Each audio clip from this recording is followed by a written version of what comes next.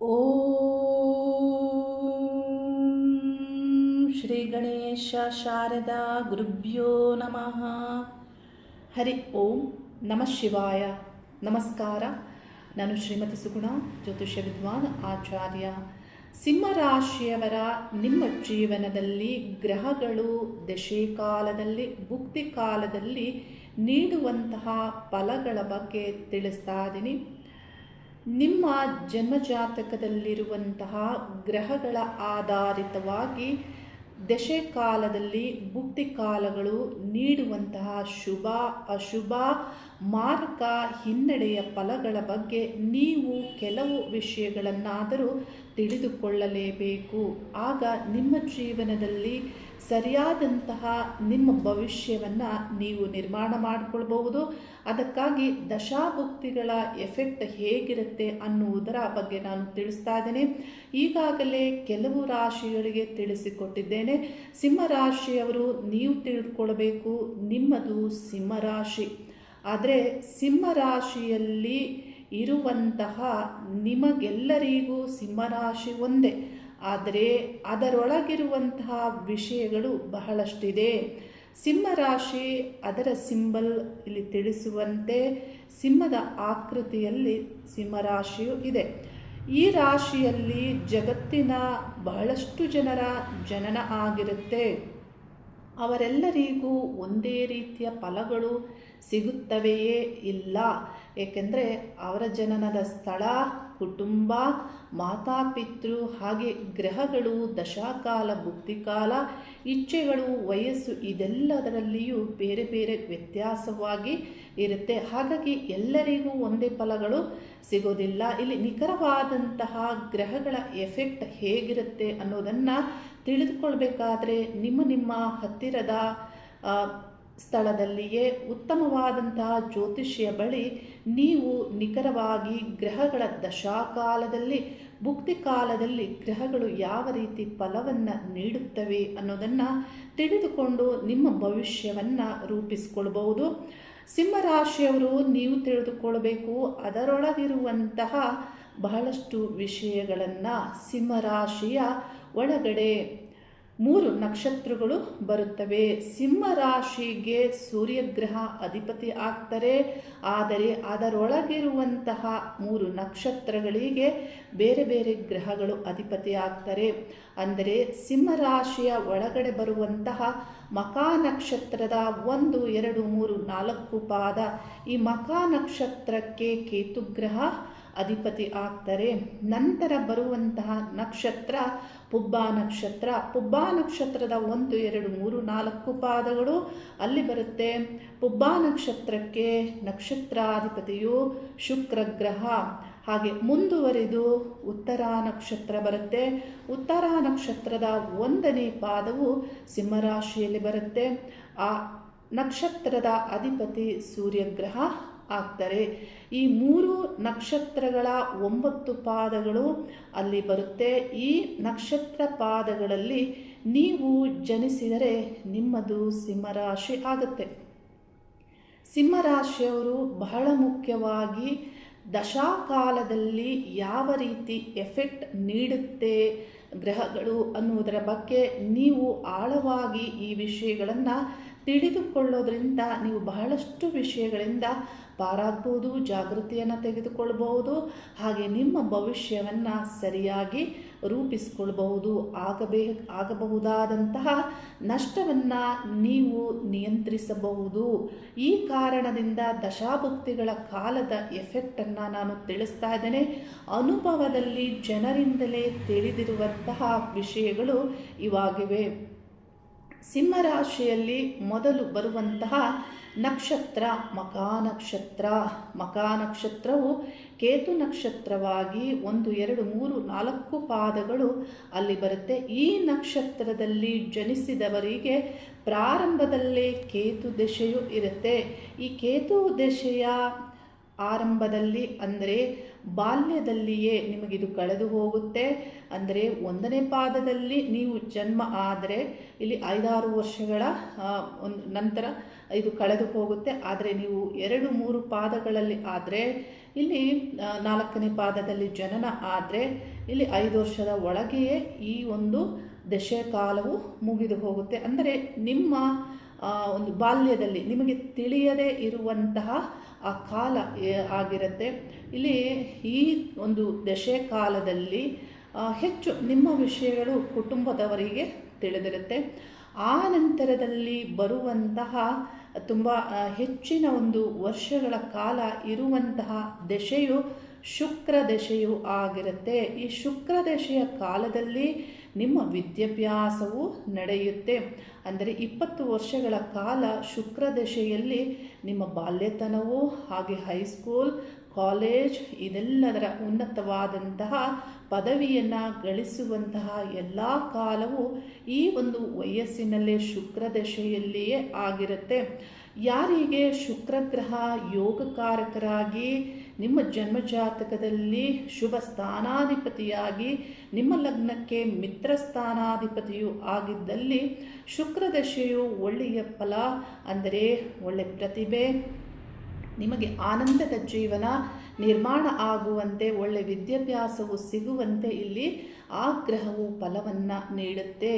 ಆದರೆ ಯಾರಿಗೆ ಶುಕ್ರನು ಮಾರಕ ಅಷ್ಟಮಾಧಿಪತಿಯಾಗಿ, ಅಂದರೆ ಇಲ್ಲಿ ನಿಮ್ಮ ಜನ್ಮ ಲಗ್ನದಿಂದ ಅಷ್ಟಮ ಸ್ಥಾನ ಅಥವಾ ಷಷ್ಠ ಸ್ಥಾನ ಅಥವಾ ವ್ಯಯಾಧಿಪತಿ ಈ ಸ್ಥಾನಾಧಿಪತಿ ಆಗಿದ್ದರು ಅಥವಾ ಈ ಸ್ಥಾನಗಳಲ್ಲಿ ಶುಕ್ರ ಇದ್ದರು, ಆಗ ನಿಮಗೆ ಶುಕ್ರನು ಇಲ್ಲಿ ಅಶುಭ ಫಲವನ್ನು ನೀಡ್ತಾರೆ. ಶುಕ್ರ ದಶೆ, ಶುಕ್ರ ಭುಕ್ತಿ ಕಾಲದಲ್ಲಿಯೇ ಹೆಚ್ಚು ಅಶುಭ ಫಲಗಳು ಇಲ್ಲಿ ದೊರೆಯುತ್ತೆ. ಇಲ್ಲಿ ಶುಕ್ರ ಶುಭಗ್ರಹವಾಗಿ ಎಲ್ಲ ಶುಭವನ್ನು ನೀಡ್ತಾರೆ ಅನ್ನುವುದು ಇಲ್ಲ.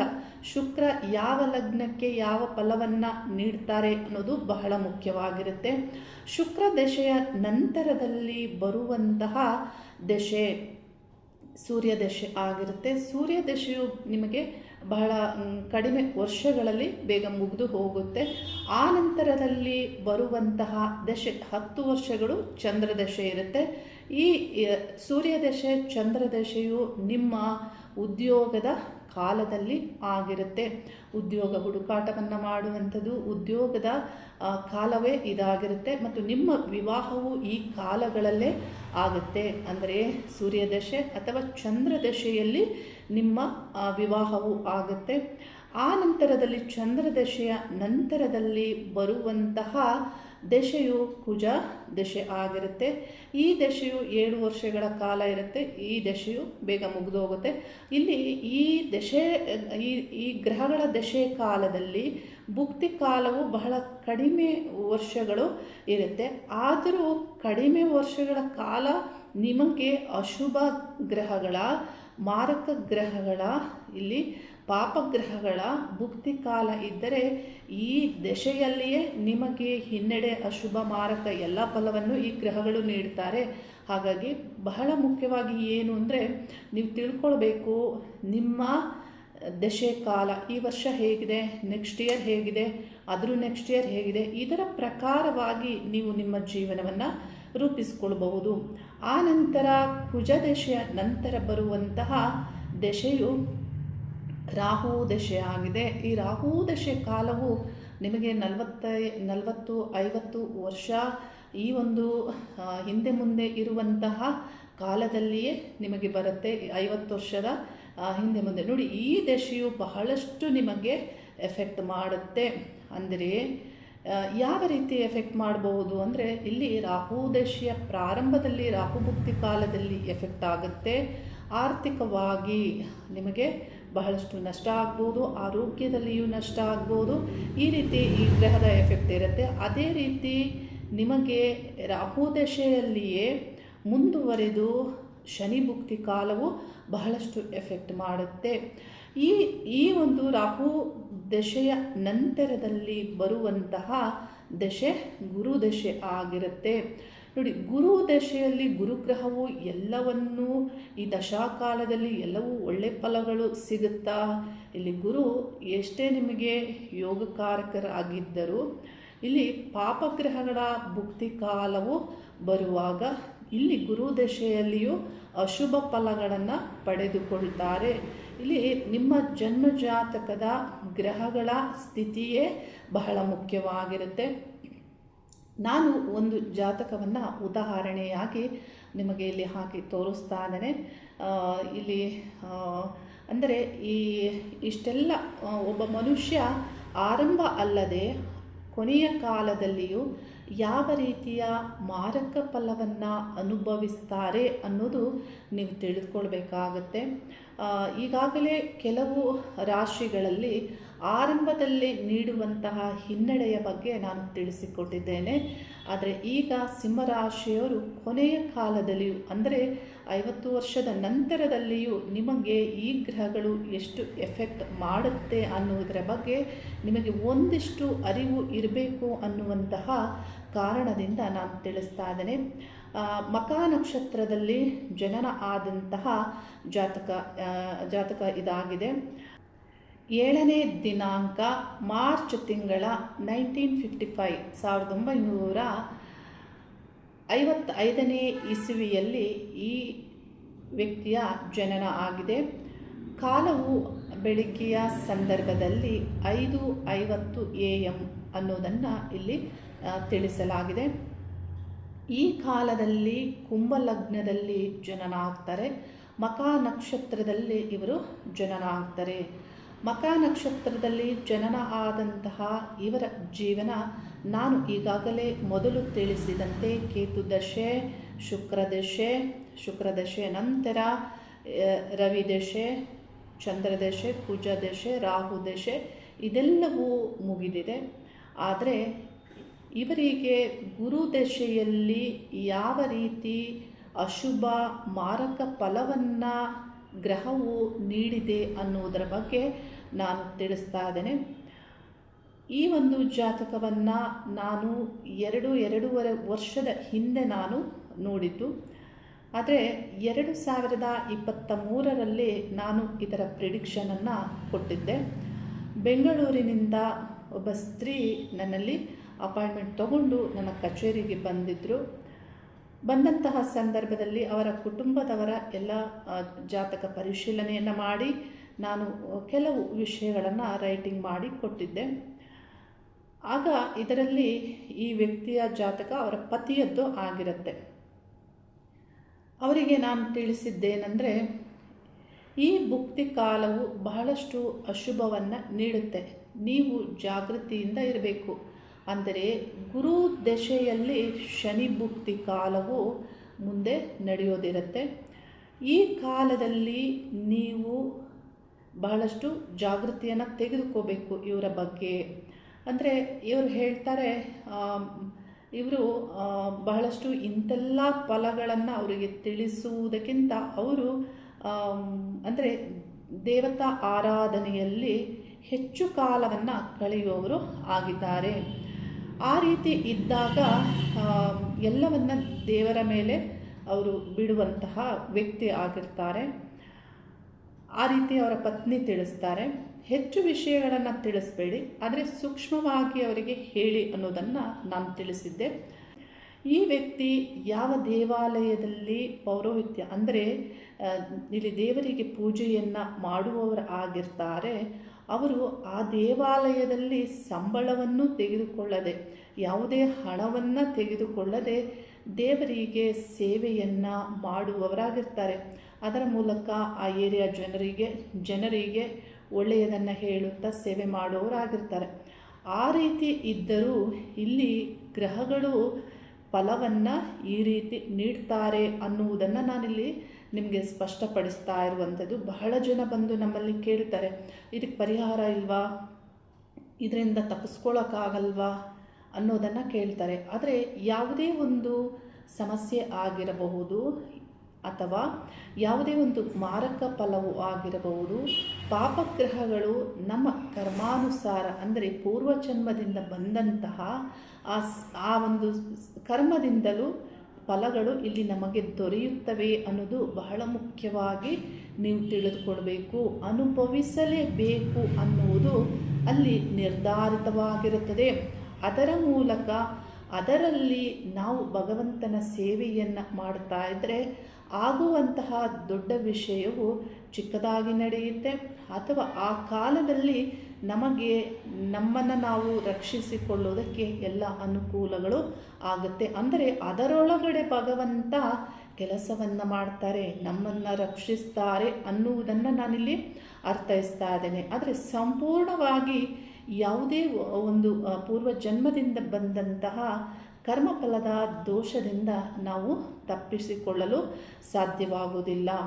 ಈ ಕಾಲದಲ್ಲಿ ಅವರಿಗೆ ಗುರುದಶೆಯಲ್ಲಿ ಶನಿ ಭುಕ್ತಿ ನಡೀತಾ ಇತ್ತು. ಕುಂಭ ಲಗ್ನದಿಂದ ಶನಿಯು ಉಚ್ಚ ಸ್ಥಾನದಲ್ಲಿ ಸ್ಥಿತರಾಗಿ ವಿಶಾಖ ನಕ್ಷತ್ರ ಅಂದರೆ ಕುಂಭ ಲಗ್ನಕ್ಕೆ ಮಾರಕಾಧಿಪತಿಯಾದಂತಹ ಗುರುಗ್ರಹದ ನಕ್ಷತ್ರದಲ್ಲಿ ಶನಿಗ್ರಹವು ಸ್ಥಿತರಾಗಿ ಅಲ್ಲಿ ವಕ್ರರಾಗಿ ಇರುವಂತಹ ಶನಿ ಈ ಜಾತಕದಲ್ಲಿ ಇದ್ದಾರೆ. ಹಾಗೆ ಈ ಶನಿ ಗ್ರಹವನ್ನು ಕುಜಗ್ರಹವು ತೃತೀಯ ಸ್ಥಾನದಿಂದ ದೃಷ್ಟಿಸ್ತಾರೆ. ಯಾವಾಗ ಶನಿ ಕುಜ ಈ ಗ್ರಹಗಳ ನೇರಾನೇರ ದೃಷ್ಟಿ ಯುತಿ ಕಂಜಕ್ಷನ್ ಜಾತಕದಲ್ಲಿ ಬರುತ್ತೆ, ಇವರಿಗೆ ಯಾವಾಗಾದರೂ ಇಂಥ ಅಪಘಾತಗಳು ಯಾರದ್ದೇ ಜಾತಕ ಆಗಿರ್ಬೋದು ಅಥವಾ ಅಗ್ನಿ ವಿದ್ಯುತ್ ಇಂಥ ಒಂದು ಸ್ಫೋಟಕ ವಸ್ತುಗಳಿಂದ ಗಾಯ ಆಗುವಂಥದ್ದು, ಮೂಳೆ ಮುರಿತ ಆಗುವುದು, ಇಂಥದ್ದನ್ನು ನಾವು ಬಹುತೇಕ ಜನರ ಜನ್ಮ ಜಾತಕದಲ್ಲಿ ನಾವು ನೋಡ್ತೇವೆ. ಅಂದರೆ ಈ ರೀತಿ ಇಲ್ಲಿ ಗ್ರಹಗಳು ಫಲವನ್ನು ನೀಡ್ತಾರೆ. ಕುಜಗ್ರಹ ಶನಿಗ್ರಹ ಇವರ ದೃಷ್ಟಿ ಒಳ್ಳೆಯದಲ್ಲ. ಏಕೆಂದರೆ ಇಲ್ಲಿ ಏರ್ ಕಾಂಬಿನೇಷನ್, ಏರ್ ಮತ್ತು ಫೈರ್ ಕಾಂಬಿನೇಷನ್ ಇದು ಒಳ್ಳೆಯ ಕಾಂಬಿನೇಷನ್ ಅಲ್ಲ. ಇದೊಂದು ರೀತಿಯ ಬ್ಲಾಸ್ಟ್ ಆಗುವಂತೆ ಇಲ್ಲಿ ಈ ಗ್ರಹಗಳು ಫಲವನ್ನು ನೀಡ್ತಾರೆ. ಅದಕ್ಕಾಗಿ ಈ ಗ್ರಹಗಳ ವಿಷಯವನ್ನು ಆಳವಾಗಿ ನಾವು ತಿಳಿಬೇಕು. ನಕ್ಷತ್ರ ಅಂದರೆ ನಕ್ಷತ್ರದಲ್ಲಿ ಯಾವ ನಕ್ಷತ್ರದಲ್ಲಿ ಇದ್ದಾರೆ ಅನ್ನೋದು ಬಹಳ ಮುಖ್ಯವಾಗುತ್ತೆ. ಮತ್ತು ಭುಕ್ತಿ ಕಾಲದಲ್ಲಿ ನಾವು ಈ ವಿಷಯವನ್ನು ತಿಳಿದು ಮತ್ತು ಗೋಚಾರದ ಬಗ್ಗೆಯೂ ನಾವು ಹೆಚ್ಚು ಗಮನವನ್ನು ಕೊಡಬೇಕಾಗುತ್ತೆ. ಇವರಿಗೆ ಆಕ್ಸಿಡೆಂಟ್ ಆಗುತ್ತೆ ಯಾವಾಗ ಅಂದರೆ ಮೇ ಮಾಸದ 31ನೇ ದಿನಾಂಕ 2024ರಲ್ಲಿ ಆಕ್ಸಿಡೆಂಟ್ ಆಗುತ್ತೆ. ಅಂದರೆ ಇವರನ್ನು ಯಾರೋ ಎಲ್ಲೋ ಕರ್ಕೊಂಡು ಹೋಗ್ತಾ ಇರ್ತಾರೆ ಟೂ ವೀಲರಲ್ಲಿ, ಇವ್ರು ಹಿಂದೆ ಕೂತಿರ್ತಾರೆ, ಯಾವುದೋ ಬಸ್ ಬಂದು ಇಲ್ಲಿ ಡಿಕ್ಕಿ ಆಗಿ ಈ ವ್ಯಕ್ತಿ ಅವರು ಬೇರೆ ಕಡೆ ಹಾರಿ ಹೋಗಿ ಬೀಳ್ತಾರೆ. ನೋಡಿ, ಇದರಿಂದ ಅವರಿಗೆ ಸೊಂಟಕ್ಕೆ ಇಲ್ಲಿ ಕಾಲು ಒಂದು ಭಾಗದ ಸೈಡಲ್ಲಿ ಸೊಂಟ ಮತ್ತು ಕಾಲು ಇದರ ನಡುವೆ ಏನು ಸಮಸ್ಯೆ ಆಗಿ ಮೂಳೆ ಮುರಿತಾಗಿ ಅಲ್ಲಿ ಸರ್ಜರಿಯಾಗಿ ಇಲ್ಲಿ ಏನು ರಾಡನ್ನು ಜಾಯಿಂಟ್ ಮಾಡಿ ಇವರು ಆಪರೇಟ್ ಮಾಡಿ ಇಲ್ಲಿ ವೈದ್ಯಕೀಯ ಒಂದು ವ್ಯವಸ್ಥೆಯಲ್ಲಿ ಇರುವಂಥದ್ದನ್ನು ಇವರು ಟ್ರೀಟ್ಮೆಂಟ್ ನೀಡಿದ್ದಾರೆ. ಆದರೆ ಆ ಕಾಲದಲ್ಲಿ ಈ ಗ್ರಹಗಳು ಹೇಗೆ ಫಲವನ್ನು ನೀಡಿದ್ದಾರೆ. ಶನಿ ಭುಕ್ತಿ ಕಾಲದಲ್ಲಿ ಇವರ ಜನ್ಮ ರಾಶಿಯಿಂದ ಗೋಚಾರದಲ್ಲಿ ರಾಹು ಕುಜ ಗ್ರಹಗಳು ಅಷ್ಟಮ ಸ್ಥಾನದಲ್ಲಿ ಸಂಚರಿಸ್ತಾ ಇರ್ತಾರೆ. ಆ ಕಾಲ ನಾನು ಜಾಗೃತಿಯಾಗಿ ಇರಬೇಕು ಅನ್ನೋದನ್ನು ಮೊದಲೇ ನಾನು ಕರೆ ಮಾಡಿಯೂ ಅವರಿಗೆ ತಿಳಿಸಿರ್ತೇನೆ. ಆ ಕಾಲದಲ್ಲಿ ಇವರಿಗೆ ಆಕ್ಸಿಡೆಂಟ್ ಆಗಿದೆ. 2024 ಮೇ ಮಾಸದ 31ನೇ ದಿನಾಂಕ ಆಗಿದೆ. ಅಲ್ಲಿ ಇವರ ನಕ್ಷತ್ರ ಮಖ ನಕ್ಷತ್ರಕ್ಕೆ ತಾರಾಬಲವನ್ನು ನೋಡುವಾಗ 7ನೇ ತಾರಾಬಲದಲ್ಲಿ ಅಂದಿನ ನಕ್ಷತ್ರ ಪೂರ್ವಭಾದ್ರ ನಕ್ಷತ್ರ ಇರುತ್ತೆ. ನೋಡಿ, ಈ ತಾರಾಬಲ ಅಂದರೆ ವದತಾರ, ಈ ತಾರಾಬಲದಲ್ಲಿಯೂ ಗ್ರಹಗಳು ಯಾವ ರೀತಿ ಎಫೆಕ್ಟ್ ನೀಡುತ್ತೆ ಅನ್ನೋದನ್ನು ನಾವಿಲ್ಲಿ ಸರಿಯಾಗಿ ತಿಳಿಬೇಕು. 7ನೇ ತಾರೆಯು ಅಶುಭವನ್ನು ನೀಡುತ್ತೆ ಅನ್ನೋದನ್ನು ಜ್ಯೋತಿಷ್ಯ ಶಾಸ್ತ್ರ, ಈ ವದತಾರೆಯು ಅಶುಭ ನೀಡುತ್ತೆ ಅನ್ನುವುದನ್ನು ಜ್ಯೋತಿಷ್ಯ ಶಾಸ್ತ್ರವು ತಿಳಿಸುತ್ತೆ. ಈ ಪ್ರಕಾರವಾಗಿ ಇಲ್ಲಿ ಈ ರೀತಿ ಆಗಿದೆ. ಆದರೆ ಒಂದೂವರೆ ತಿಂಗಳಲ್ಲೇ ಅವರು ಸುಧಾರಣೆಯಾಗಿ ನಡೆಯಲು ಆರಂಭಿಸಿದ್ದಾರೆ. ದೇವರ ಅನುಗ್ರಹ ಇದರಲ್ಲಿ ಅವರನ್ನು ರಕ್ಷಿಸಬೇಕು ಅನ್ನೋದು ದೇವರ ಅನುಗ್ರಹ ಆಗಿತ್ತು. ಆದರೆ ಈ ಮಾರಕ ಫಲವಂತೂ ಇಲ್ಲಿ ಈ ದಶಾಕಾಲದಲ್ಲಿ ಈ ಭುಕ್ತಿ ಕಾಲವು ನೀಡಿದೆ ಅನ್ನುವುದನ್ನಷ್ಟೇ ನಾನಿಲ್ಲಿ ಸ್ಪಷ್ಟಪಡಿಸ್ತಾ ಇದ್ದೇನೆ. ಇವರಿಗೆ ಏಜ್ ಆಗಿದೆ, ಅಂದರೆ ಎಲ್ಲ ಕರ್ತವ್ಯಗಳನ್ನು ಮುಗಿಸಿದ್ದಾರೆ. ಆದರೆ ಜೀವನದಲ್ಲಿ ಈ ಕೊನೆ ಕಾಲದಲ್ಲಿಯೂ ಇಂಥ ಸಮಸ್ಯೆಗಳಿಂದ ಅವರು ನೋಡಿ ಬಾಧಿಸಲ್ಪಡುವುದು ಇದು ಗ್ರಹಗಳದ್ದೇ ಇಲ್ಲಿ ಫಲವೂ ಆಗಿದೆ. ನೋಡಿ, ಶನಿ ಗ್ರಹವು ಕುಂಭ ಲಗ್ನಕ್ಕೆ ಲಗ್ನಾಧಿಪತಿಯೇ ಆಗಿ ಇಂಥ ಫಲವನ್ನು ನೀಡೋದಿಲ್ಲ ಅನ್ನೋದು ಕೆಲವರು ತಿಳಿಸ್ತಾರೆ. ಆದರೆ ಶನಿಗ್ರಹ ಲಗ್ನಾಧಿಪತಿ ಆಗಿದ್ದರೂ ಇವರಿಗೆ ವ್ಯಯಾಧಿಪತಿಯೂ ಆಗಿರೋದ್ರಿಂದ, ಇಲ್ಲಿ ಶನಿಗ್ರಹ ಪಾಪಗ್ರಹ ಆಗಿರೋದ್ರಿಂದ ಇಂಥ ಫಲಗಳನ್ನು ಶನಿಗ್ರಹ ನೀಡ್ತಾರೆ. ನೋಡಿ, ಜ್ಯೋತಿಷ್ಯ ಶಾಸ್ತ್ರದಲ್ಲಿ ಎಷ್ಟೇ ಯೋಗಕಾರಕ ಆಗಿ ಇದ್ದರೂ ಶನಿಗ್ರಹ ಎಲ್ಲೇ ಯೋಗದ ಸ್ಥಾನದಲ್ಲಿ ಸ್ಥಿತರಾಗಿದ್ದರೂ ಅವರ ದಶೆಕಾಲ ಅಥವಾ ಭುಕ್ತಿ ಕಾಲಗಳಲ್ಲಿ ನಿಮಗೆ ಬಹಳಷ್ಟು ವಿಷಯಗಳಲ್ಲಿ ಏರಿಳಿತಗಳನ್ನು ನೀಡಿಯೇ ನೀಡ್ತಾರೆ ಅನ್ನೋದು ಇಲ್ಲಿ ಅನುಭವದಲ್ಲಿ ನೋಡಿರುವಂತಹ ವಿಷಯ. ಹಾಗೆ ಮುಂದುವರಿದು ಪುಬ್ಬ ನಕ್ಷತ್ರ ಬರುತ್ತೆ. ಪುಬ್ಬ ನಕ್ಷತ್ರದಲ್ಲಿ 1ನೇ ಪಾದ, 2ನೇ ಪಾದ, 3ನೇ ಪಾದವು, 4ನೇ ಪಾದವು ಅಲ್ಲಿ ಇದ್ದು, ಈ ನಕ್ಷತ್ರದಲ್ಲಿ ನೀವು ಜನಿಸಿದರೆ ನೀವು ಶುಕ್ರದಶೆಯಲ್ಲಿ ಜನನ ಆಗ್ತೀರಾ. ಶುಕ್ರದಶೆಯಲ್ಲಿ ಯಾವ ಭುಕ್ತಿ ಕಾಲಗಳು ನಡೆಯುತ್ತೆ ಅನ್ನೋದು ನಿಮ್ಮ ಜನ್ಮ ಆಧಾರಿತವಾಗಿ ನಮಗೆ ಸಿಗುವಂತಹ ವಿಷಯ. ಆದರೆ ಸಾಮಾನ್ಯವಾಗಿ ಪುಬ್ಬ ನಕ್ಷತ್ರದಲ್ಲಿ ಜನನ ಆದವರು ಪ್ರಾರಂಭಕ್ಕಿಂತ ಮಧ್ಯಭಾಗದಲ್ಲಿ ಬಹಳಷ್ಟು ಸಮಸ್ಯೆಗಳನ್ನು ಅನುಭವಿಸುವುದನ್ನು ನಾವು ನೋಡಬಹುದು. ಅಂದರೆ ಇಲ್ಲಿ ಮಧ್ಯಭಾಗದಲ್ಲಿ, ಅಂದರೆ ಶುಕ್ರದಶೆ ಮುಗಿದ ನಂತರ ಇವರಿಗೆ ರವಿದಶೆ ಬರುತ್ತೆ. ರವಿದಶೆ ನಂತರ ಇವರಿಗೆ ಚಂದ್ರ ದಶೆ ಬರುತ್ತೆ. ಚಂದ್ರದಶೆಯ ನಂತರ ಕುಜದಶೆಯು ಬರುತ್ತೆ. ಕುಜದಶೆಯ ನಂತರದಲ್ಲಿ ಇವರಿಗೆ ಬರುವಂತಹ ದಶೆ ರಾಹು ದಶೆ ಆಗಿದೆ. ಅಂದರೆ ಈ ಮಧ್ಯಭಾಗದಲ್ಲಿ ಈಗ ಪುಬ್ಬ ನಕ್ಷತ್ರದಲ್ಲಿ 3-4ನೇ ಪಾದದಲ್ಲಿ ಜನನ ಆದರೆ ಶುಕ್ರದಶೆ ಬಹಳ ಕಡಿಮೆ ವರ್ಷಗಳು ಇರುತ್ತೆ, 10 ವರ್ಷದೊಳಗಡೆ ಇರುತ್ತೆ. ಹಾಗಾಗಿ ಇವರ ವಿದ್ಯಾಭ್ಯಾಸದ ಒಂದು ಸಂದರ್ಭದಲ್ಲಿಯೇ ಇವರಿಗೆ ಸೂರ್ಯದಶೆ, ಕುಜದಶೆ, ಚಂದ್ರದಶೆ ಇವೆಲ್ಲ ಮುಗಿದು ಹೋಗುತ್ತೆ. ಆ ನಂತರದಲ್ಲಿ ಬರುವಂತಹ ರಾಹು ದಶೆಯಲ್ಲಿ ಬಹಳಷ್ಟು ಎಫೆಕ್ಟ್ ಇವರಿಗಾಗುತ್ತೆ. ರಾಹು ದಶೆಯ ಪ್ರಾರಂಭದಲ್ಲಿ 2.5 ವರ್ಷಗಳ ಕಾಲ, ಆ ನಂತರದಲ್ಲಿ ರಾಹು ದಶೆಯಲ್ಲಿಯೇ ಬರುವಂತಹ ಶನಿ ಭುಕ್ತಿ ಕಾಲವು ಬಹಳಷ್ಟು ಎಫೆಕ್ಟ್ ಮಾಡುವುದು ಇರುತ್ತೆ ಇವರಿಗೆ. ಹಾಗಾಗಿ ಈ ಒಂದು ಕಾಲದಲ್ಲಿ ಬಹಳಷ್ಟು ಜಾಗೃತಿಯನ್ನು ನೀವು ತೆಗೆದುಕೊಳ್ಬೇಕು. ಇಲ್ಲಿ ರಾಹು ದಶೆಯ ನಂತರದಲ್ಲಿ ಬರುವಂತಹ ದಶೆಯು ಗುರು ದಶೆ ಆಗಿದೆ. ಗುರು ದಶೆಯಲ್ಲಿ ಶನಿ ಭುಕ್ತಿ ಕಾಲವು ಎಫೆಕ್ಟ್ ಮಾಡುತ್ತೆ. ಈ ಒಂದು ಕಾಲದಲ್ಲಿ ಗೋಚಾರವು ನಿಮಗೇನಾದರೂ ಕೆಟ್ಟಿದ್ದರೆ ಬಹಳಷ್ಟು ಅಶುಭ ಫಲಗಳನ್ನು ನೀವು ಪಡೆದುಕೊಳ್ತೀರಾ. ಹಾಗಾಗಿ ಬಹಳ ಮುಖ್ಯವಾಗಿ ನೀವು ನಿಮ್ಮ ದಶೆಕಾಲ ಭುಕ್ತಿ ಕಾಲಗಳನ್ನು ನೀವು ಪರಿಶೀಲನೆ ಮಾಡ್ಕೋಬೇಕಾಗಿದೆ. ಅಂದರೆ ಈ ಪುಬ್ಬ ನಕ್ಷತ್ರದಲ್ಲಿ ಜನನ ಆದವರ ಒಂದು ಜನ್ಮ ಜಾತಕವನ್ನು ನಾನಿಲ್ಲಿ ಉದಾಹರಣೆಯಾಗಿ ನಾನು ತಿಳಿಸ್ತಾ ಇರುವಂಥದ್ದು. ಇವರ ಜನ್ಮ ಜಾತಕವನ್ನು ಬಹಳಷ್ಟು ವರ್ಷಗಳಿಂದ ನಾನು ನೋಡ್ತಾ ಇದ್ದೇನೆ, ಸುಮಾರು 7-8 ವರ್ಷಗಳಿಂದ. ಹಾಗಾಗಿ ನನಗೆ ಈ ಜಾತಕದ ಬಗ್ಗೆ ಚೆನ್ನಾಗಿ ತಿಳಿದಿದೆ. ಇವರಿಗೆ ನಾನು ಈಗಾಗಲೇ 6 ತಿಂಗಳ ಹಿಂದೆಯೇ ಮುಂದೆ ಬರುವಂತಹ ದಶೆಕಾಲದಲ್ಲಿ ಭುಕ್ತಿ ಕಾಲದ ಫಲವನ್ನು ನಾನು ತಿಳಿಸಿಕೊಟ್ಟಿದ್ದೇನೆ. ಏಕೆಂದರೆ ಇವರಿಗೆ ಇಲ್ಲಿ ಮೊದಲೇ ಆಗುವುದನ್ನು ತಿಳಿಸೋದ್ರಿಂದ ಅವರದಕ್ಕೆ ತಯಾರಿಯನ್ನು ಮಾಡಿಕೊಳ್ಬಹುದು, ಪರಿಹಾರಗಳನ್ನು ಮೊದಲೇ ಅವರು ಮಾಡಿಕೊಳ್ಬಹುದು. ಹಾಗಾಗಿ ಇದನ್ನು ತಿಳಿಸಿದ್ದೇನೆ. ಇವರ ಜನನ, ಇವರು 18ನೇ ದಿನಾಂಕ 1ನೇ ತಿಂಗಳು, ಅಂದರೆ ಜನವರಿ ಮಾಸ 1979ರಲ್ಲಿ ಜನನ ಆಗಿದೆ. ಬೆಳಗಿನ ಸಂದರ್ಭ 5 ಗಂಟೆಯಲ್ಲಿ ಇವರ ಜನನ ಆಗಿದೆ. ಇವರಿಗೆ ಈಗ ಗುರು ದಶೆಯಲ್ಲಿ ಶನಿ ಭುಕ್ತಿ ಆರಂಭ ಆಗಲು ಇನ್ನೇನು 2-3 ತಿಂಗಳಲ್ಲಿ ಇದು ಆರಂಭ ಆಗುತ್ತೆ. ಆದರೆ ಇವರಿಗೆ ಈ ಭುಕ್ತಿ ಕಾಲ ಯಾಕೆ ಕೆಟ್ಟದ್ದನ್ನು ನೀಡುತ್ತೆ ಅನ್ನೋದನ್ನು ನಾವು ಗೋಚಾರದಿಂದ ತಿಳಿಬೇಕಾಗುತ್ತೆ. ಅಂದರೆ ಗೋಚಾರದಲ್ಲಿ ಸಿಂಹರಾಶಿ ಪುಬ್ಬ ನಕ್ಷತ್ರದಿಂದ ಅಷ್ಟಮ ಸ್ಥಾನದಲ್ಲಿ ಶನಿಗ್ರಹವು ಸಂಚಾರ ಮಾಡಲಿದ್ದಾರೆ.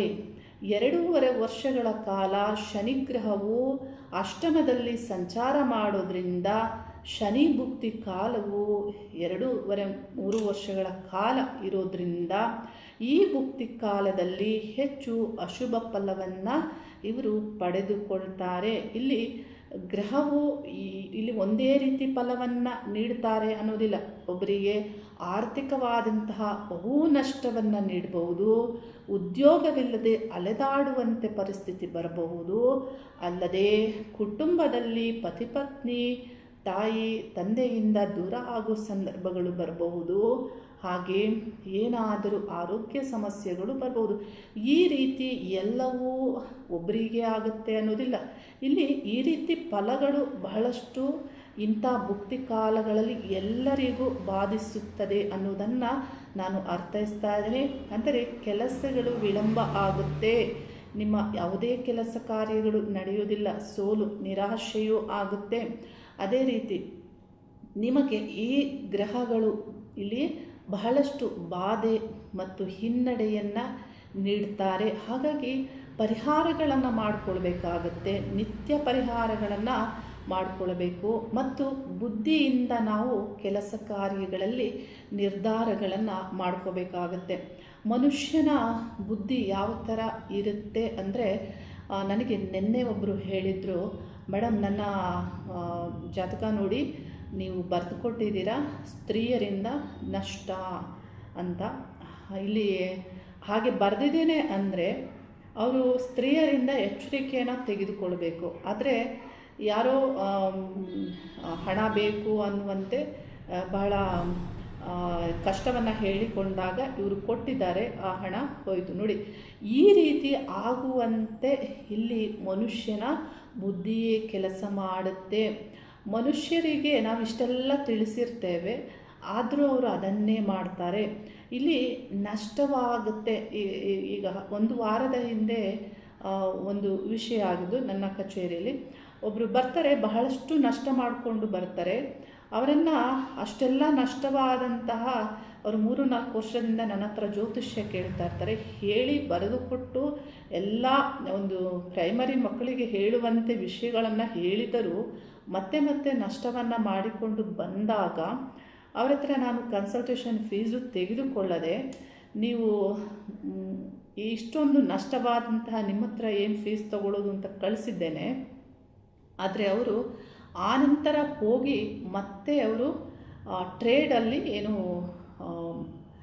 ಶೇರ್ ಟ್ರೇಡು ಇದರಲ್ಲಿ ಅವರು ಹಣವನ್ನು ಹಾಕಿ ಅದೇ ದಿನ ಮತ್ತೆ ನಷ್ಟ ಮಾಡಿಕೊಂಡಿದ್ದಾರೆ.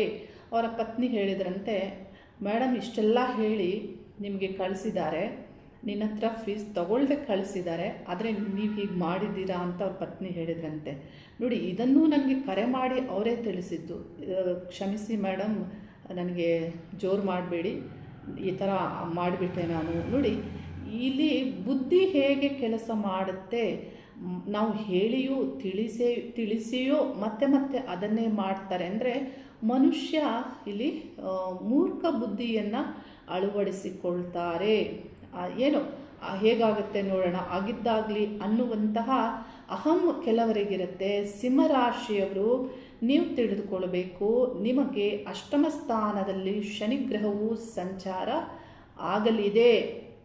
ನೀವು ಅಹಂಕಾರಿಗಳಾಗಿದ್ದರೆ ನಿಮ್ಮ ಅಹಂಕಾರವನ್ನು ತಗ್ಗಿಸಿ, ನಿಮಗೆ ಇಲ್ಲಿ ನಿರಾಶೆ ಸೋಲನ್ನು ನೀಡಿ ಅವಮಾನ ಅಪವಾದಗಳು ಬರುವಂತೆ ಈ ಒಂದು ದಶಾಕಾಲ ಭುಕ್ತಿ ಕಾಲಗಳು, ಅಂದರೆ ಶನಿ ಭುಕ್ತಿ, ರಾಹು ಭುಕ್ತಿ, ಈ ಕಾಲಗಳೇನಾದರೂ ನಿಮಗೆ ನಡೀತಾ ಇದ್ದರೆ, ಅಥವಾ ಮಾರಕ ಬಾಧಕ ಮತ್ತು ಅಶುಭ ಸ್ಥಾನಾಧಿಪತಿಗಳ ಗ್ರಹಗಳ ಭುಕ್ತಿ ಕಾಲವು ನಡೀತಾ ಇದ್ದರೆ, ನೀವೆಂಥವರೇ ಆಗಿದ್ದರೂ ನಿಮಗೆ ಇಲ್ಲಿ ಅಶುಭ ಫಲಗಳು, ಸರಿಯಾದಂತಹ ಪಾಠವನ್ನು ಶನಿಯು ಕಲಿಸಿಯೇ ಹೋಗ್ತಾರೆ.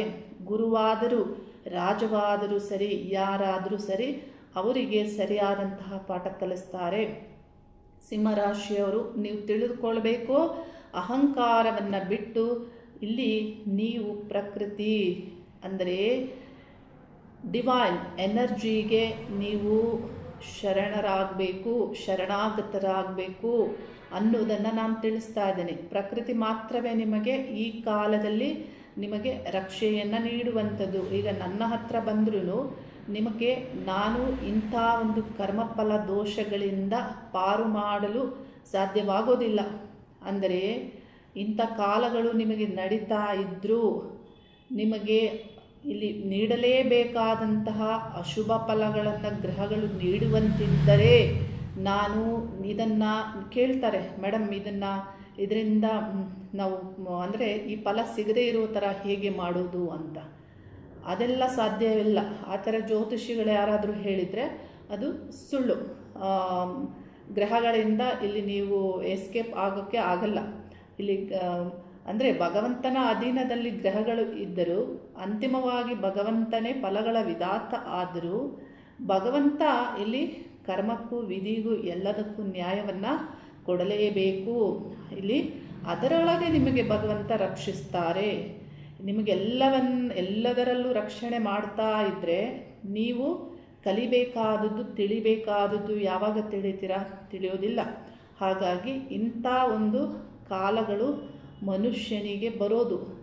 ನಿಮ್ಮ ಅಸ್ತಿತ್ವ ನಿಮ್ಗೆ ಅರ್ಥ ಆಗಬೇಕು, ನೀವೇನು ಅಂತ ಅರ್ಥ ಆಗಬೇಕು, ನಿಮ್ಮ ಅಕ್ಕಪಕ್ಕ ಇರೋರು ಏನು ಅಂತ ಅರ್ಥ ಆಗಬೇಕು. ಜಗತ್ತೆಲ್ಲ ನೀವು ಏನು, ಜಗತ್ತೇನು ಅನ್ನುವುದು ಇಲ್ಲಿ ಈ ಸಂದರ್ಭದಲ್ಲೇ ನಿಮಗೆ ತಿಳಿಯುವಂಥದ್ದು. ಹಾಗಾಗಿ ಇಲ್ಲಿ ದಶಕಾಲ ಭುಕ್ತಿ ಕಾಲಗಳನ್ನು ನೀವು ಚೆನ್ನಾಗಿ ಪರಿಶೀಲಿಸ್ಕೊಳ್ಳಿ. ಉತ್ತಮ ಜ್ಯೋತಿಷಿ ಬಳಿಗೆ ಹೋಗಿ ಬರೆಸ್ಕೊಳ್ಳಿ ಏನಾಗಬಹುದು ಅಂತ. ಜೀವನದಲ್ಲಿ ಬಹಳಷ್ಟು ಎಚ್ಚರಿಕೆಯನ್ನು ತೆಗೆದುಕೊಳ್ಳಿ. ಗುರುಬಲ ಈ ಒಂದು ವರ್ಷದಲ್ಲಿ ಸಿಂಹರಾಶಿಯವರಿಗೆ ಬರ್ತಾ ಇದೆ. ಬಹಳಷ್ಟು ಜನ ಇದರ ಬಗ್ಗೆ ಮಾತ್ರ ತಿಳಿಸ್ತಾರೆ. ಆದರೆ ನಿಮಗೆ ನಾನು ಬಹಳಷ್ಟು ವಿಷಯಗಳನ್ನು ಕೆಲವು ವಿಡಿಯೋಗಳಲ್ಲಿ ತಿಳಿಸಿದ್ದೇನೆ. ಎಲ್ಲ ವಿಡಿಯೋದಲ್ಲಿ ಒಂದೊಂದೇ ವಿಷಯಗಳನ್ನ ನಾನು ತಿಳಿಸಿರೋದಿಲ್ಲ. ಅಂದರೆ ಗುರುಬಲ ಇದ್ದರೂ ವಿದ್ಯೆಯಲ್ಲಿ ಯಾವ ಹಿನ್ನಡೆ ಆಗುತ್ತೆ, ಯಾವ ರೀತಿ ಹಿನ್ನಡೆ ಆಗುತ್ತೆ. ಗುರುಬಲ ಇದ್ದರೂ ದ್ವಿತೀಯ ಅಂದರೆ ಜನ್ಮರಾಶಿಯಿಂದ ದ್ವಿತೀಯ ಸ್ಥಾನದಲ್ಲಿ ಗುರುಗ್ರಹ ಸಂಚರಿಸ್ತಾ ಇದ್ದರೂ ಯಾವ ರೀತಿ ಮಾರಕ ಫಲವನ್ನು ಪಡೆದುಕೊಂಡಿದ್ದಾರೆ. ಇಂತೆಲ್ಲ ವಿಷಯಗಳನ್ನು ಗುರುಬಲ ಇದ್ದರೂ ಇಲ್ಲಿ ನಿಮಗೆ ಹಿನ್ನಡೆ, ಮಾರಕ ಅಶುಭ ಫಲಗಳು ಸಿಗುತ್ತವೆ ಅನ್ನೋದನ್ನು ನಾನಿಲ್ಲಿ ತಿಳಿಸ್ತಾ ಇರೋದು. ಇದಕ್ಕೆ ಕಾರಣ ಏನಂದರೆ ಅವರ ಜನ್ಮದಿಂದ ಬರುವಂತಹ ಗ್ರಹಗಳ ದಶೆಕಾಲ ಭುಕ್ತಿ ಕಾಲವೇ ಮುಖ್ಯ. ಇಲ್ಲಿ ಗೋಚಾರಕ್ಕಿಂತ ದಶೆಕಾಲ ಭುಕ್ತಿ ಕಾಲವೇ ಮುಖ್ಯ. ಈ ದಶೆಕಾಲ ಭುಕ್ತಿ ಕಾಲಗಳಿಗೆ ಈ ಗೋಚಾರವು ಸೇರಿ ಇಲ್ಲಿ ಫಲಗಳು ನಿಮಗೆ ಸಿಗುತ್ತೆ. ಈ ಜಾತಕದಲ್ಲಿ ಸಿಂಹರಾಶಿ ಇವರದ್ದಾಗಿ ಪುಬ್ಬ ನಕ್ಷತ್ರ ಆಗಿ ಜನ್ಮ ಲಗ್ನವು ಧನಸ್ಸು ಲಗ್ನವಾಗಿ ಲಗ್ನದಿಂದ ನವಮ ಸ್ಥಾನದಲ್ಲಿ ಶನಿ ಸ್ಥಿತರಾಗಿ ಶನಿಯೊಂದಿಗೆ ಚಂದ್ರಗ್ರಹ ಮತ್ತು ರಾಹುಗ್ರಹ ಸ್ಥಿತರಾಗಿದ್ದು ಶನಿಗ್ರಹವನ್ನು ಕುಜಗ್ರಹವು ವೀಕ್ಷಣೆ ಮಾಡ್ತಾ ಇದ್ದು ಇಲ್ಲಿ ಗುರುಗ್ರಹ ದಶೇನಾಥನಿಂದ ಶನಿಗ್ರಹವು 2ನೇ ಸ್ಥಾನದಲ್ಲಿ ಇದ್ದು ಇಲ್ಲಿ ಗೋಚಾರವು ಅಷ್ಟಮದಲ್ಲಿ ಅಶುಭವಾಗಿ ನಡೆಯೋದರಿಂದ ಈ ಕಾಲವು ಬಹಳಷ್ಟು ಅಶುಭ ಫಲವನ್ನು ಅವರಿಗೆ ನೀಡುತ್ತೆ. ಅಂದರೆ ಧನ ನಷ್ಟ ಆಗ್ಬೋದು, ಅಥವಾ ಉದ್ಯೋಗ ನಷ್ಟ ಆಗ್ಬೋದು, ಅಥವಾ ಏನಾದರೂ ಮಾರಕವಾದಂತಹ ಫಲಗಳು ಇವರಿಗೆ ದೇಹ ಆರೋಗ್ಯಕ್ಕೆ ಸಿಗುವಂತೆ ಇಲ್ಲಿ ಫಲವನ್ನು ಗ್ರಹಗಳು ನೀಡ್ತಾರೆ. ಹಾಗಾಗಿ ಈ ರೀತಿ ಇದ್ದಾಗ ಬಹಳಷ್ಟು ಜಾಗೃತಿಯನ್ನು ತೆಗೆದುಕೊಳ್ಬೇಕು. ಹಣವನ್ನು ಬೇರೆಯವ್ರಿಗೆ ಕೊಡಬಾರ್ದು. ಉದ್ಯೋಗ ಏನಿರುತ್ತೆ, ಏನು ಮಾಡ್ತಾ ಇರ್ತೀರ ಅದರಲ್ಲೇ ಆದಷ್ಟು ಅವರು ನಿಭಾಯಿಸ್ಕೊಂಡು ಅಲ್ಲಿ ತಾಳ್ಮೆಯಿಂದ ಇದ್ದು ಮುಂದುವರಿಯುವುದು, ಕುಟುಂಬದಲ್ಲಿ ತಾಳ್ಮೆಯಿಂದ ಇರುವುದು, ಈ ರೀತಿ ಇಲ್ಲಿ ಗ್ರಹಗಳಿಗೆ ಇಲ್ಲಿ ಕೆಲವು ವಿಷಯಗಳಲ್ಲಿ ಫಲಗಳನ್ನು ತಿಳಿದು ನಮ್ಮ ಬುದ್ಧಿಯಿಂದ ನಾವು ಒಂದಷ್ಟು ಬುದ್ಧಿವಂತಿಕೆಯಿಂದ ನಾವು ನಿರ್ಧಾರ ಮಾಡೋದ್ರಿಂದ ಬಹಳ ವಿಷಯಗಳಿಂದ ಪಾರಾಗ್ಬೋದು. ಗ್ರಹಗಳಿಗೆ ಪರಿಹಾರಗಳನ್ನು ಮಾಡಿಕೊಳ್ಬೇಕಾಗತ್ತೆ. ಮುಂದುವರಿದು ಪುಬ್ಬ ನಕ್ಷತ್ರದ ನಂತರ ಬರುವಂತಹ ನಕ್ಷತ್ರ ಉತ್ತರಾ ನಕ್ಷತ್ರ. ಉತ್ತರಾ ನಕ್ಷತ್ರದಲ್ಲಿ ಪ್ರಾರಂಭದಲ್ಲಿ ಸೂರ್ಯ ದಶೆಯಲ್ಲಿ ನೀವು ಜನನ ಆಗ್ತೀರಾ. ಆನಂತರ ಚಂದ್ರ ದಶೆ ಬರುತ್ತೆ ನಿಮಗೆ. ಆನಂತರದಲ್ಲಿ ಚಂದ್ರ ದಶೆಯ ನಂತರ ಕುಜ ದಶೆ ಬರುತ್ತೆ. ಕುಜ ದಶೆಯ ನಂತರ ರಾಹು ದಶೆಯು ನಿಮಗೆ ಬರುತ್ತೆ. ರಾಹು ದಶೆಯ ನಂತರ ಗುರು ದಶೆ ಬರುತ್ತೆ. ಇಲ್ಲಿ ಸೂರ್ಯ ದಶೆ, ಚಂದ್ರ ದಶೆ, ಕುಜ ದಶೆ ಇವೆಲ್ಲವೂ 20 ವರ್ಷದ ಒಳಗಡೆಯೇ ಮುಗಿದು ಹೋಗುತ್ತೆ. ಆ ನಂತರದಲ್ಲಿ ಕುಜ ದಶೆ ಮುಗಿದ ನಂತರದಲ್ಲಿ ರಾಹು ದಶೆ, ಅಂದರೆ ಉದ್ಯೋಗವನ್ನು ಹುಡುಕಾಟ ಮಾಡುವಾಗ ಅಥವಾ ಹೈಯರ್ ಎಜುಕೇಷನ್ ನೀವು ಏನಾದರೂ ಮಾಡಬೇಕು, PG ಮಾಡಬೇಕು, ಮೆಡಿಕಲ್ ಓದಬೇಕು, ಈ ಒಂದು ಹಂತದಲ್ಲಿ ನೀವೇನಾದರೂ ಇದ್ದರೆ ಆವಾಗ ಈ ಗ್ರಹಗಳು ಈ ದಶೆ ಭುಕ್ತಿ ಕಾಲದಲ್ಲಿ ಎಫೆಕ್ಟ್ ಮಾಡ್ತಾರೆ. ಅಂದರೆ ರಾಹು ದಶೆ ಆರಂಭದಲ್ಲಿ, ರಾಹು ದಶೆ ಶನಿ ಭುಕ್ತಿ ಕಾಲದಲ್ಲಿ ಈ ಗ್ರಹಗಳು ಎಫೆಕ್ಟ್ ಮಾಡ್ತಾರೆ. ಅಥವಾ ನೀವು ವಿವಾಹ ಆಗಿದ್ದರೆ ವಿವಾಹ ಜೀವನದಲ್ಲಿ ಎಫೆಕ್ಟ್ ಆಗುತ್ತೆ. ಹಾಗೆ ಗುರು ದಶೆಯಲ್ಲಿ ಇಲ್ಲಿ ಶನಿ ಭುಕ್ತಿ, ಹಾಗೆ ಗುರುದಶೆ ಮುಗಿಯುವಾಗ ಗುರುದಶೆಯಲ್ಲಿ ರಾಹು ಭುಕ್ತಿ ಕಾಲವು ಬಹಳಷ್ಟು ಅಶುಭ ನೀಡುತ್ತೆ. ರಾಹು ಭುಕ್ತಿಯ ಅಂದರೆ ಗುರುದಶೆಯಲ್ಲಿ ರಾಹು ಭುಕ್ತಿ ಕೊನೆಯಲ್ಲಿ ಬರುತ್ತೆ. ಆ ನಂತರದಲ್ಲಿ ಶನಿ ದಶೆ ಪ್ರಾರಂಭ ಆಗುತ್ತೆ. ಇಲ್ಲಿ ಗುರುದಶೆಯಲ್ಲಿ ರಾಹು ಭುಕ್ತಿ 2.5 ವರ್ಷಗಳ ಕಾಲ ಇರುತ್ತೆ. ಆ ನಂತರದಲ್ಲಿ ಶನಿ ದಶೆ ಆರಂಭದಲ್ಲಿ ಶನಿ ಭುಕ್ತಿಯು 3 ವರ್ಷಗಳು ಇರುತ್ತೆ. ಇಲ್ಲಿ 5 ರಿಂದ 6 ವರ್ಷ ನಿಮಗೆ ಬಹಳಷ್ಟು ಏರಿಳಿತಗಳು ಇರುತ್ತೆ. ಉತ್ತರಾ ನಕ್ಷತ್ರದವರು ನೀವಿದನ್ನು ತಿಳ್ಕೊಳ್ಬೇಕು. ನೋಡಿ, ಇವೆಲ್ಲವನ್ನು ಕಳೆದು ಮನುಷ್ಯ ಜೀವನದಲ್ಲಿ ಬಹಳಷ್ಟು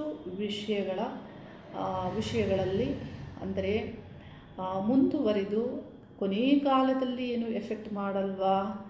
ಖಂಡಿತವಾಗಿಯೂ ಈ ಗ್ರಹಗಳು ಎಫೆಕ್ಟ್ ಮಾಡುತ್ತೆ. ಆದರೆ ಆ ಕಾಲವನ್ನು ನಾವು ತಿಳಿದುಕೊಳ್ಬೇಕು. ನನಗೆ ಮೊನ್ನೆ ಯಾರೋ ಕರೆ ಮಾಡಿ ಕೇಳಿದರು, ಉತ್ತರಾ ನಕ್ಷತ್ರ ಅವರದು. ಉತ್ತರಾ ನಕ್ಷತ್ರ ಬುಧ ದಶೆಯಲ್ಲಿ ಶನಿ ಭುಕ್ತಿ, ಅಂದರೆ ಬುಧ ದಶೆಯಲ್ಲಿ ಶನಿ ಭುಕ್ತಿ 80 ವರ್ಷ ಮೇಲ್ಪಟ್ಟಿದ್ದಾರೆ ಅವರು.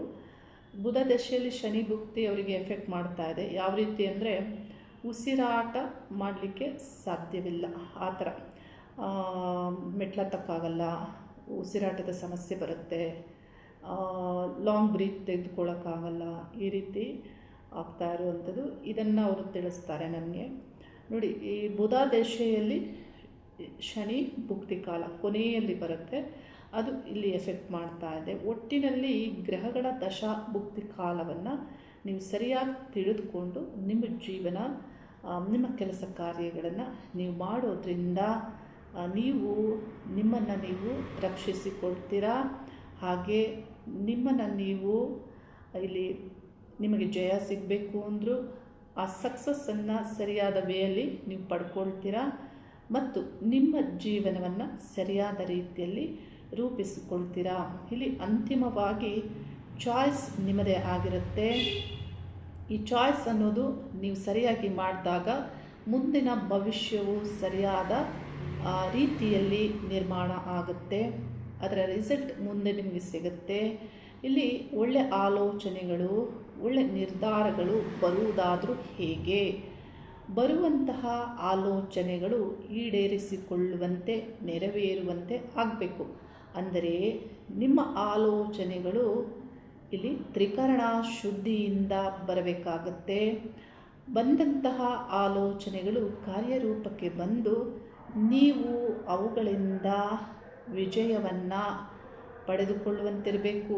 ಹಾಗೆ ನೆಮ್ಮದಿಯ ಜೀವನ ನಿರ್ಮಾಣವನ್ನು ಮಾಡಿಕೊಳ್ಳುವಂತೆ ಇರಬೇಕು. ನಿಮ್ಮ ಇಚ್ಛೆಗಳು ಈಡೇರಿಸಿಕೊಳ್ಳುವಂತೆ ಇರಬೇಕು. ಇಂತಹ ಒಂದು ಆಲೋಚನೆಗಳು ನಿಮ್ಮಲ್ಲಿ ಉತ್ಪತ್ತಿಯಾಗಲಿ ಅನ್ನುವಂತಹ ಪ್ರಾರ್ಥನೆಯನ್ನು ಪ್ರಕೃತಿಯಲ್ಲಿ ಶಿವನಾರಾಯಣರಲ್ಲಿ ಮಾಡುತ್ತಾ ಶುಭವಾಗಲಿ.